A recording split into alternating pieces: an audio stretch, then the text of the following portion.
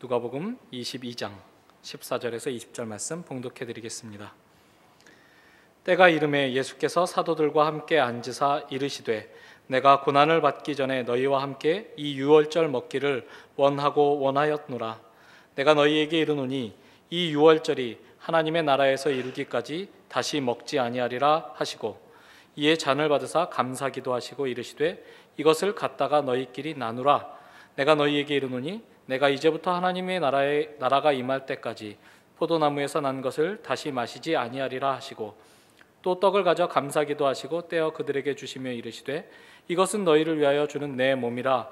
너희가 이를 행하여 나를 기념하라 하시고 저녁 먹은 후에 잔도 그와 같이 하여 이르시되 이 잔은 내 피로 세우는 새 언약이니 곧 너희를 위하여 붓는 것이라. 아멘. 오늘 성찬식을 하게 되어서 성찬에 대한 말씀을 좀 묵상해 보려고 합니다. 성찬에는 많은 의미가 담겨 있을 텐데 오늘 그 가운데 일부분을 함께 생각해 보도록 하겠습니다. 오늘 읽은 본문을 보면 22장 7절에 보면 예수님께서 이제 무교절 그리고 유월절을 준비시키는 장면이 이제 나옵니다. 지금 때는 언제냐 하면 예수님께서 다음 날이면 십자가에 달리실 것입니다. 여러분들은 내일 죽는다면 오늘 뭐 하시겠습니까? 예수님께서 지금 그런 심정으로 유월절을 준비시키시고 있죠. 그래서 예수님께서 이제 여러 가지 유월절에 대한 준비를 제자들에게 시키시니까 이제 13절에 보시면 제자들이 나가서 그 하신 말씀대로 만나 유월절을 준비하니라 이렇게 되어 있습니다. 유월절을 준비하려면 먼저 유월절 식사를 나눌 방이 필요하고 또 식사를 준비해야 되죠. 어린 양이 필요하고 또 떡과 향신료, 포도주 이제 이런 것들이 필요했다고 합니다. 그래서 이제 14절부터 20절까지 오늘 우리가 읽은 본문은 유월절 식사에 대한 장면이 기록되어 있는데 먼저 그 유월절 식사가 어떤 식으로 이루어졌는지 좀 생각을 해보면 본문을 이해하는 데 도움이 될 것 같습니다. 통상적으로 유월절 식사에 대해서는 이제 여러 가지 설명들이 있는데 대략 이제 이런 순서로 이루어졌다고 하죠. 요시야 왕 이후로부터는 이제 유월절 식사는 예루살렘 안에서만 거행하는 것이 관습이었다고 합니다. 예루살렘 안에서 이제 어떤 장소를 마련해서 이제 저녁 식사를 하게 되는데 먼저 기도를 하죠. 이제 기도를 하고 시작을 하는데 이 식사 내내 그 포도주를 4번 마신다고 알려져 있습니다. 기도를 하고 첫 번째 잔을 마신 이후에 그 다음에 이제 그 양념과 소스들이 담긴 그릇들을 서로 쭉 그러니까 둘러 앉아서 식사를 하게 되는데 그 접시를 돌리게 되고 그리고 유월절이 왜 제정됐는지에 대한 출애굽에 대한 이야기를 해설하는 걸로 시작이 됩니다. 그리고 나서 시편 113편을 낭송을 하고 그 다음에 두 번째 포도주를 마시죠. 그리고 다시 감사기도를 드린 이후에 이제 구운 어린 양 고기를 무교병하고 씁쓸한 소스를 곁들여서 이제 먹게 됩니다. 그리고 다시 기도를 하고 세 번째 잔을 마시고 그리고 시편 114편에서 118편에 걸쳐 있는 시편을 낭송한 이후에 네 번째 잔을 마시는 것으로 이제 마무리되는 것이 유월절 식사였다고 하죠. 그렇게 보면 20절에서 저녁 먹은 후에 잔을 다시 드시고 하시는 말씀이 이제 네 번째 포도주, 세 번째, 네 번째 포도주와 관련되어 있다고 이제 우리가 생각해 볼 수 있게 됩니다. 대략 이제 그와 같은 순서를 염두에 두고 읽어보면 14절에 예수님께서 이제 이렇게 시작하시죠. 때가 이르매 예수께서 사도들과 함께 앉으셨다라고 말합니다. 자, 때가 이르렀다는 말은 이제 여러 가지 의미가 있을 것입니다. 먼저는 이제 예수님께서 죽을 때가 되셨다라는 것을 염두에 두셨다는 뜻일 수도 있고 예수께서 이 땅에 오셔서 이루려고 하시는 일의 절정이 코앞에 왔다라는 말일 수도 있겠습니다. 그 일이 15절부터 나와 있는 예수님의 설명으로 좀 더 분명해집니다. 자, 예수님께서 앉으셔서 이렇게 말씀하시죠. 제자들에게 내가 고난을 받기 전에 너희와 함께 이 유월절 먹기를 원하고 원하였노라. 자, 예수님께서는 이 유월절 식사, 그러니까 내일 이제 죽을 텐데 굳이 이 식사를 아주 중요하게 여기시고 준비하게 하셨고 이제 드디어 이 식사를 나누게 되었다라고 말씀하고 있는 것이죠. 원하고 원하였다. 내가 이 일을 반드시 너희와 함께 하여야 되겠다라는 말씀입니다. 자, 그리고 이 식사의 이름을 유월절이라고 얘기하고 있죠. 유월절 먹기를 간절히 원하였다라고 얘기합니다. 그리고 16절에 이 유월절이 하나님 나라에서 이루기까지 다시 먹지 아니하리라라고 말을 이으시죠. 자, 이제 식사하고는 한동안 이런 식사는 없을 것이다. 언제 다시 이 식사가 있을 것인가? 유월절이 하나님 나라에서 이루어질 그때까지 이런 식사는 없을 것이다라고 말씀하시고 있죠. 자, 식사를 앞으로 하실 것이라는 얘기일 겁니다. 당분간 없겠지만 이 식사는 앞으로 있을 식사를 준비하고 있는 것이다라는 말씀이 되겠죠.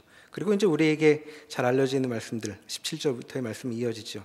잔을 받으시고 감사기도 하시고 나누어 주십니다. 그리고 19절에 보면 다시 떡을 가져 감사기도 하시고 나누어 주시죠. 그리고 19절 끝부분에 이렇게 말씀하십니다. 이것은 너희를 위하여 주는 내 몸이라. 너희가 이를 행하여 나를 기념하라. 이렇게 말씀하시죠. 자, 이 떡을 먹으며 나를 기념하라 라고 말씀하십니다. 그리고 식사를 다 마치시고 20절에 보면 잔을 다시 나누어 주시면서 이 잔은 내 피로 세우는 새 언약이니 곧 너희를 위하여 붓는 것이라 라고 마무리하십니다. 19절에서는 이 떡으로 나를 기념하라 라고 말씀하시고 또 20절에서 피를 상징하는 잔을 나누시면서 너희를 위하여 붓는 것이다 라고 말씀하시죠. 19절만 보면 예수님께서 자, 내가 이렇게 어려운 일 한다. 그러니까 나를 기억하라 라는 말씀처럼 보이지만 나를 기념하라는 말씀은 내 생각하라라는 말씀은 아닌 것으로 보이는 것이 20절에 있듯 이 일을 예수님을 기억하는 일은 너희를 위한 것이기 때문이다 라는 말씀으로 우리가 연결해 읽을 수 있습니다. 자, 이 모든 일이 지금 무슨 식사 가운데 있는 거냐 하면 유월절 식사로 유월절 식사라는 맥락에서 지금 주어지고 있는 일이죠. 그러니까 예수님께서 지금 몸과 피를 주고 또 흘리시겠다고 말씀하시는데 이 일은 유월절이라는 배경 속에서만 이해될 수 있다라고 말씀하고 있는 것입니다. 그러니까 우리가 유월절에 무슨 일이 있었는지를 좀 돌아볼 필요가 있겠죠. 출애굽기 12장으로 한번 넘어가 보시겠습니다. 구약 97면입니다. 출애굽기 12장.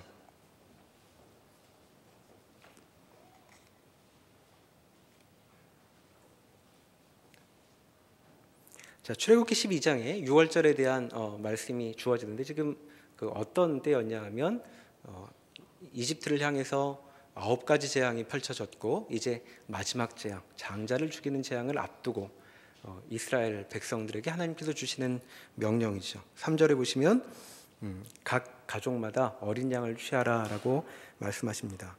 그리고 그 어린 양을 잡아서 7절에 보면 피는 문설주와 인방에 바르라고 얘기하죠. 그러니까 문 위와 옆에 피는 바르고 고기는 8절에 보면 고기를 구워서 무교병하고 쓴 나물과 같이 먹으라고 말씀하고 있습니다. 자, 무교병도 맛이 없는 빵이고 쓴 나물은 맛도 쓴 것을 보니까 이 식사는 맛을 즐기라고 일단 주어지고 있는 것은 아닌 것처럼 보이죠. 더더군다나 11절에 보시면 허리에 띠를 띠고 발에 신을 신고 지팡이는 잡고 그렇게 먹으라고 말씀하십니다. 자, 지금 이 행색을 보면 갈 곳이 있다는 뜻이죠. 지금 여기 앉아서 밤 내내 즐길 식사가 아니라 어디 갈 일을 준비하기 위한 식사다라는 것이 여기 암시되고 있습니다. 그리고 11절에 이것이 여호와의 유월절이니라 라고 말씀하고 있죠.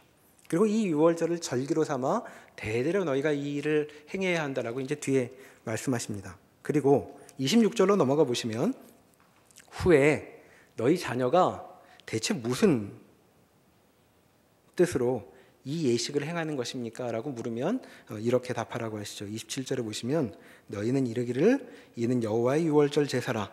여호와께서 애굽 사람에게 재앙을 내리실 때에 애굽에 있는 이스라엘 자손의 집을 넘으사 우리의 집을 구원하셨느니라 하라. 이렇게 답을 가르쳐 주십니다. 그러니까 유월절의 의미는 이제 유월이란 말은 이제 넘어간다라는 뜻이죠. 넘을 유, 넘을 월자를 써서 번역을 하고 있는 말인데, 여호와께서 모든 사람들에게 재앙을 내리실 때에 너희는 넘어가셨다라는 것을 기억하라는 절기가 되는 것입니다. 그러니까 이 절기는 너희가 죽을 수밖에 없었는데 살아났다, 죽지 않았다를 기억하라는 이제 그런 절기가 되는 것이죠. 자, 그러면 하나님께서는 왜 그 애굽 사람들은 이렇게 치시고 이스라엘은 살리셨을까요? 만약에 유월절의 이 절기를 그저 살아났다는 사실만으로 그 의미를 생각한다면 우리는 여기서 좀 이상한 느낌을 갖게 됩니다. 이를테면 유월절을 내내 지키라고 하시는 이 말씀이 마치 어떤 사람을 물에서 건져준 다음에 건져준 사람이 너 물에서 건져준 거 기억해야 된다. 누가 건져줬지? 내가 건져줬다. 그리고 매해마다 물에 건져준 거, 자, 누가 건져줬지? 내가 건져줬다. 이거 기억하라는 말씀처럼 들리는데 사실 유월절의 의미는 이집트에서 나오게 된 것, 그것만을 가리키는 것은 아닙니다. 그러니까 유월절 절기를 맞으면서 그 이스라엘 사람들이 기억해야 했던 것은 대체 애굽 사람들을 포함하여 피를 문에 바르지 않은 모든 사람들이 심판을 받는데 우리는 왜 건지신 것일까? 우리를 살리셔서 어쩌려고 하시는 것일까라는 질문이 있어야만 유월절의 절기의 의미를 제대로 이해할 수 있는 것입니다. 자, 그럼 유월절은 무엇을 목표로 하고 있는가? 성경이 긴 이야기를 많이 하고 있지만 이 이야기의 절정, 하나님께서 그 백성을 선택하시고 이루려고 하시는 그 본격적인 이야기가 제대로 드러나고 있는 것은 성경의 저 뒷부분에 가야 확인할 수 있습니다. 요한계시록으로 한번 가보시겠습니다. 요한계시록 19장입니다. 신약 417면 어간에 있습니다. 하나님께서 대체 사람들하고 뭘 하려고 하시는가에 대한 궁극적인 실현을 계시록 19장이 말해주고 있는데 거기 소제목처럼 어린 양의 혼인잔치라는 내용이 여기 기록되어 있죠. 1절에 보면 이 일 후에 내가 들으니 하늘에 허다한 무리의 큰 음성 같은 것이 있어 이르되 라고 시작을 합니다. 이 일은 뭐냐면 그때까지 땅을 지배하고 있던, 땅 위에서 군림하고 있던 바벨론이라는 도시, 이제 상징적으로 표현하고 있는 것인데 그 바벨론이라는 도시가 패망한 이후에 이 일 후에 내가 들은 바가 있다. 내가 그 이후에 어떤 일이 벌어질지 환상으로 보았다라고 이제 시작이 되는 것입니다. 자, 하늘의 허다한 무리가 큰 음성 같은 것으로 이르되 이렇게 이야기하죠. 할렐루야, 구원과 영광과 능력이 우리 하나님께 있도다. 자, 이렇게 할렐루야로 시작해서 계속 할렐루야가 반복이 됩니다. 3절에도 그렇고 4절에도 그렇고, 그리고 5절에 보면 보좌에서 음성이 나서 이르되 하나님의 종들 곧 그를 경외하는 너희들아, 작은 자나 큰 자나 다 우리 하나님께 찬송하라. 무언가 하나님께 찬송드릴 만한 일이 있다고 이야기하고 있죠. 6절에 보면 허다한 무리의 음성과도 같고 많은 물소리와도 같고 큰 우레소리와도 같은 소리로 이르되 할렐루야, 주 우리 하나님 곧 전능하신 이가 통치하시도다 라고 얘기합니다. 뭔가 이제 굉장한 일이, 하나님은 찬송하지 않을 수 없는 이제 그런 일이 시작된다는 것이죠. 자, 무슨 일이 있는가? 7절에 이렇게 소개하고 있습니다. 우리가 즐거워하고 크게 기뻐하며 그에게 영광을 돌리세. 어린 양의 혼인기약이 이르렀고 그의 아내가 자신을 준비하였다라고 되어 있습니다. 자, 이제 혼인 예식이 있을 것이다라는 얘기가 여기 펼쳐지고 있는 것이죠. 어린 양이 신랑이십니다. 자, 신부는 누구일까요? 교회입니다. 교회. 구약에서는 이스라엘이라고 불리던 하나님의 백성, 신약에서는 교회, 또 하나님의 자녀라고 불렸던 자들이 모두 모이게 되는 일을 이야기하고 있죠. 그래서 하나님께서 이 일을 시작하시려고 이스라엘을 애굽에서 건져내셨고 또 우리도 죽음으로 그칠 세상으로부터 우리 모두를 끌어내셨다라고 성경은 기록하고 있는 것입니다. 혼인잔치가 있다는 것이죠. 유월절은 그러니까 유월절은 바로 이 혼인잔치의 출발을 뜻하는 것입니다. 유월절 식사란 하나님께서 애굽으로부터 건져주실 때 얼마나 많은 힘을 쓰셨는가를 기억하는 데 그치는 것이 아니라 하나님께서 이 혼인잔치로 우리를 인도하시려고 끌어내신 것이로구나. 이 잔치에 신부들로 우리를 맞이하시려고 시작하신 일이 바로 구원이었구나. 그것을 떠오르게 하는 것이죠. 그런데 아직 우리는 이 세상 속에 살고 있기 때문에 여기 반복되는 할렐루야라는 말씀이 그렇게 크게 실감이 되진 않습니다. 대체 무슨 일이 우리에게 있을 것인가? 요한계시록 19장이 그 염두에 두고 있는 구약 성경의 한 부분을 우리가 찾아본다면 대체 무슨 일이 벌어질 것인가에 대한 실감을 조금 더 할 수 있을 것 같습니다. 이사야서 25장으로 한번 가보시겠습니다. 이사야서 25장.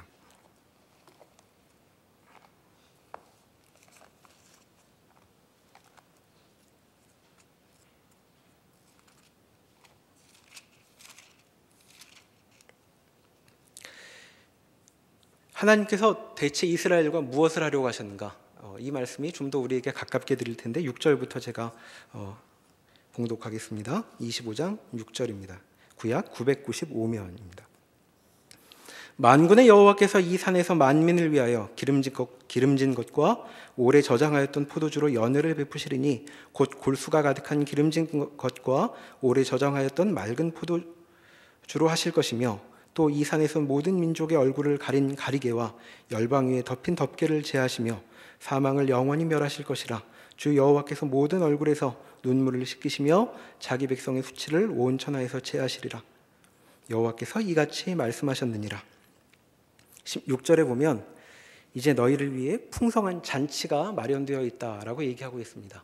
자, 출애굽시킨 백성들, 6월절을 기념하신 그 백성들에게 주께서는 잔치를 마련해 놓고 계신다고 합니다. 그 잔치에는 기름진 것들과 오래된 포도주가 준비될 거라고 하지요. 가장 좋은 살코기와 그리고 잘 익은 포도주가 준비될 것이라고 합니다. 7절에 거기 얼굴을 가린 가리개와 열방 위에 덮인 덮개라는 말이 나오는데 새 번역에서는 7절을 이렇게 번역하고 있습니다. 하나님께서 모든 백성이 걸친 수의를 찢어서 벗기시고 모든 민족이 입은 수의를 벗겨 없애실 것이다. 너희는 더 이상 죽음을 두려워하며 살 것이 아니다. 너희는 더 이상 수의를 입고 인생을 애통하며 지낼 것이 아니다 라고 말씀하고 있는 것입니다. 그래서 8절에 하나님께서 사망을 영원히 멸하실 것이며 주께서 모든 얼굴에서 눈물을 씻기실 것이고 자기 백성의 수치를 모두 없이 하실 것이다 라는 말씀을 주고 계십니다. 그것이 계시록에서 말씀하였던 어린 양의 혼인잔치에 담긴 우리가 실감할 수 있을 정도의 아주 작은 이야기라고 말할 수 있겠습니다. 성찬으로 모인 우리는 바로 이와 같은 일이 우리 앞에 기다리고 있음을 기억하는 것입니다. 이제까지 한 번도 좋은 살코기를 먹어본 적이 없다면, 그리고 잘 숙성된 포도주로 대접받아 본 적이 없다면, 그리고 내 인생을 돌아볼 때 내 인생은 수의를 입은 것처럼 아무 빛도 나지 않고 이미 망가져 버린 것처럼 느껴진다면 주께서 우리에게 이 예식을 마련하심으로 너희의 인생이 그렇게 그칠 존재가 아니다라고 우리에게 말씀하시는 것입니다. 이 시간 시편 113편을 한번 보시면서 말씀을 마무리해 보고 싶습니다. 시편 113편입니다.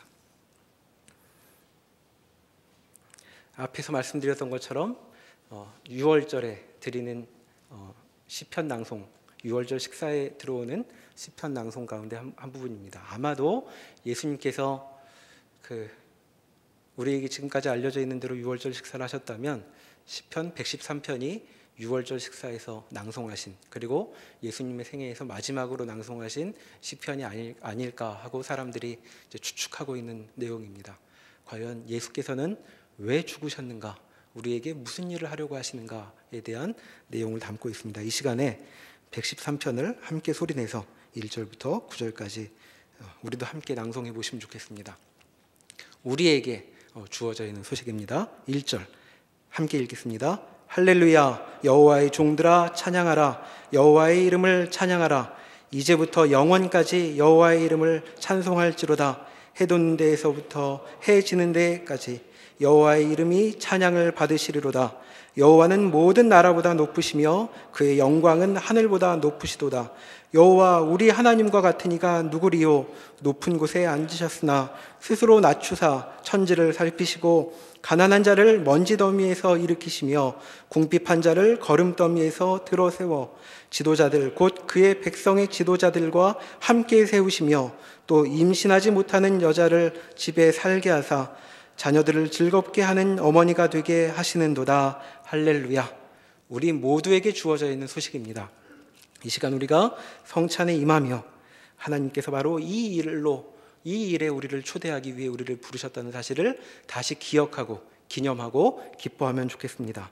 하나님께서는 우리를 단지 하객으로 부르신 것이 아니라 신부로 부르셨고, 그리고 그렇게 부름받은 앞일을 앞에 두고 우리는 오늘을 살아가는 사람들임을 기억하는 복된 시간 되면 좋겠습니다. 기도하시겠습니다. 하나님께서 우리를 구원하신 것은 우리를 어린 양의 혼인잔치의 신부들로 부르시기 위함이라고 성경은 가르쳐주고 계십니다.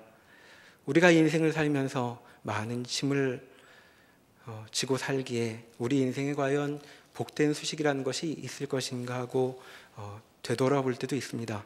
그러나 성경은 오늘 주의 음성을 통하여 말씀하고 계십니다. 내가 너희를 위하여 피를 흘렸다. 그리하여 그 약속이 이루어질 것이다. 그것을 기억하라 하고 말씀하고 계십니다. 오늘 저희가 그 일을 기억하여 함께 모여 주께서 기념하라고 하신 성찬을 시행하오니 주여 이 시간 은혜를 더하여 주시고 우리 가운데 함께 하셔서 우리가 어떤 복을 누리는 존재들인가 기억하게 하옵소서. 예수님의 이름으로 기도합니다. 아멘.